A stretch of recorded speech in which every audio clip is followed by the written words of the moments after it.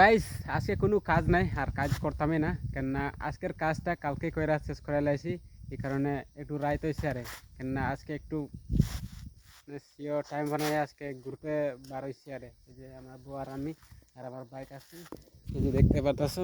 মানে হোটেলে কিছু খাইলে পেট ভরলো না, কিন্তু হোটেলের মতন আর বাইরের একটু ডিফারেন্স আছে। এই কারণে আমরা কোনো শুনশান জায়গাতে খাইতে একটু ভালো লাগে। এই যে দেখতে পাচ্ছ কি খাই খায় আমার দিছে, একা একলা খাইলে আছে চকলেট যেমনকে আকর তো আকর আকর